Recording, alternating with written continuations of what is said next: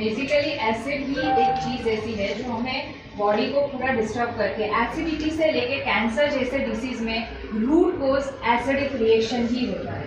So many other things are there, but basic अगर आपकी body का एसिड लेवल बहुत ज़्यादा है तो you are inviting the disease.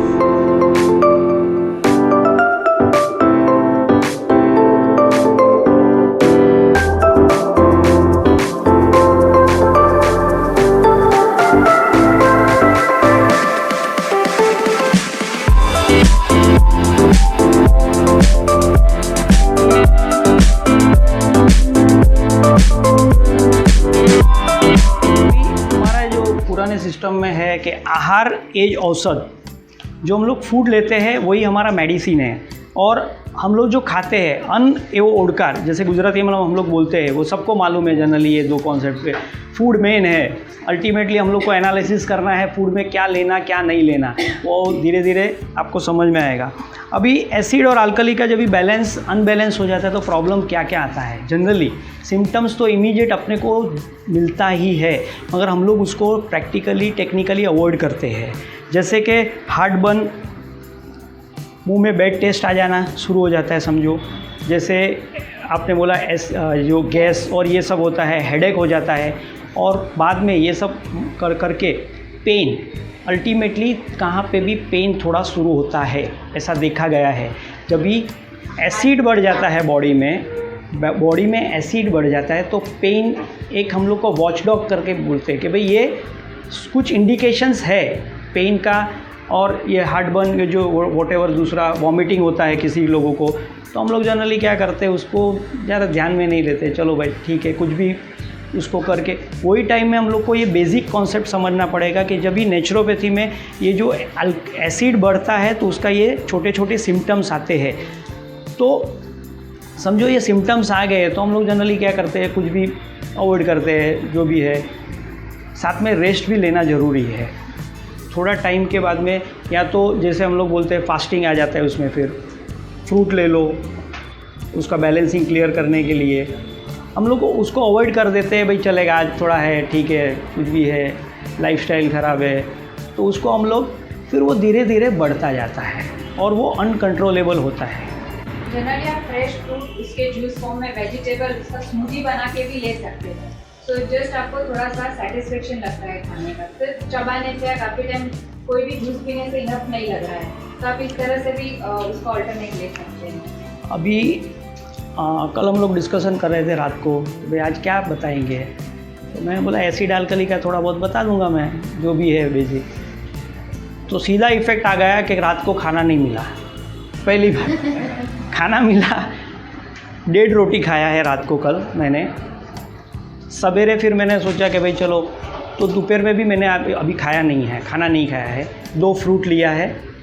तो जनरली हम लोग पहले भी आपको बता रहे कि आपका बॉडी पे आप लोग समझो मुझे भी ध्यान में आया रात को भाई एसिड अल्कली का क्या बैलेंसिंग है। तो मैंने ऐसे फास्टिंग और वो सब मल्टीपल होता है, मगर पर्पजली आज मैं बोला नहीं, अपने को यहाँ पे आपके साथ में डिस्कशन करना है। तो प्रैक्टिकली कल एकदम लाइट फूड 1 रोटी लिया था, सवेरे कुछ नहीं लिया, सवेरे आज 2 फ्रूट लिया, वो भी 1:30-2 बजे, और बस। तो उससे क्या होता है, पेट साफ़ हो जाता है। और जैसे आपने बोला ना गैस, और वो इनिशियली थोड़ा प्रॉब्लम आएगा, लूज़ मोशन हो सकता है समझो, ज़्यादा करेंगे तो 2 या तो 3 फास्टिंग में हमारा लास्ट इसके बाद वाला लेक्चर में हम लोग बताएंगे, तो थोड़ा अनइजीनेस आएगा, वो तो ये रेस्ट जरूरी है। सेकेंड, आपने जो गैस का एक बात बताया, तो जनरली हम सबको च्यूइंग हैबिट्स बहुत कम रहती है। बेसिकली गैस होने का रीज़न ही ये है कि आप जो भी फूड खाते हो उसे इनफ लेवल पे चबा के नहीं खाते हैं, इसीलिए जो सलाइवा मिक्स होती है और हमारा डाइजेस्टिव जूसेस उसमें मिक्स होना चाहिए वो प्रॉपरली हो नहीं पाता है। बिकॉज ऑफ दैट फिर वो अंदर सड़न शुरू हो जाती है, वो क्लींस नहीं होता है, and that creates burps and gases. It is not because of raw. तो उसको तो थोड़ा फूड तो कंट्रोल करना ही पड़ेगा आपको अल्टीमेटली। मेरा एक फ्रेंड था, फॉरेन में रहता था, बीच में मेरे पास आया, तो मेरे को रात को खाना 10 बजे मैं खाना खा लेता हूँ, उसके बाद में 1-2 बजे मुझे भूख लगता है और बैठ के खाना भी खाता है वो। मुझे ये ठीक है, ऐसा नहीं है, मगर उसको थोड़ा ध्यान रखना पड़ेगा इसमें। अभी एक इसमें दूसरा हम लोग जैसे एसिड आर्कली वोटेवर ये सब अनबैलेंस होता है तो बॉडी के स्ट्रक्चर्स पे आपको इमीडिएट इफेक्ट आता है धीरे धीरे within 6 month 8 month weight बढ़ने लगता है या तो वेट कम हो जाता है किसी का समझो, फिर उसमें पेट का प्रॉब्लम आ जाता है एसिड अल्कली का अनबैलेंस होने के बाद में, फिर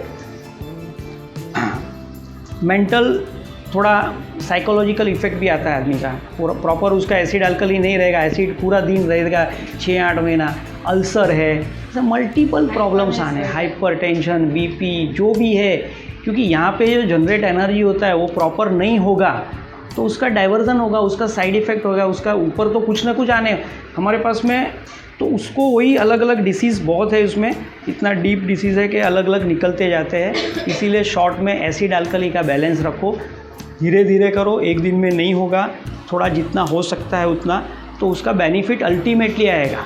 जनरली हम लोग देखते हैं कभी कभी कोई आदमी को 5 साल के बाद देखते हैं तो उसका पूरा चेंज हो जाता है, मुंह से स्ट्रक्चर से लेके जो, तो वो क्या है जनरली ये बेसिक अंदर का पूरा इम्बैलेंस हो जाता है तो वो बढ़ता जाता है और वो फिर रिएक्ट होता है बॉडी के सामने। बेसिकली एसिड ही एक चीज ऐसी है जो हमें बॉडी को पूरा डिस्टर्ब करके, एसिडिटी से लेके कैंसर जैसे डिसीज में रूट कोज एसिडिक रिएक्शन ही होता है। So many other things are there, but basic अगर आपकी बॉडी का एसिड लेवल बहुत ज़्यादा है तो you are inviting the disease, फिर आप उसे acidity, ulcer, even the uric acid level, जिसके वजह से जॉइंट पेन क्रिएट्स होते हैं। And all acids are not bad, we need some fatty acid also for the body, omega fatty 3 and 6 acids, ऐसे essential fatty acids तो हमारी body में भी चाहिए, so don't get confused about that. अभी हम लोग सोचते हैं कि ये फिल्म स्टार लोग जो भी है जनरली वो लोग का स्ट्रक्चर्स बहुत टाइम पे सेम ही रहता है, जनरली जो भी प्रॉपर है, जैसे जितेंद्र है, वॉटेवर जो भी है, तो उनके पीछे भी वो लोग regularly food control, diet, exercise वो करते रहते हैं। अभी हम लोग अभी आएंगे एक्सरसाइज और उसमें, पर जनरली हम लोग क्या एवरी अपना बॉम्बे का लाइफस्टाइल है तो एक्सरसाइज जनरली लोग करते नहीं हैं, कम करते हैं, बहुत कम करते हैं, और कर लेते हैं तो फिर इतना खाना खा लेते हैं। जनरली एक्सरसाइज 2 घंटे आप जिम में रहो तो फूड ऑटोमेटिक आपका बढ़ जाएगा, उससे बदले में योगा करो।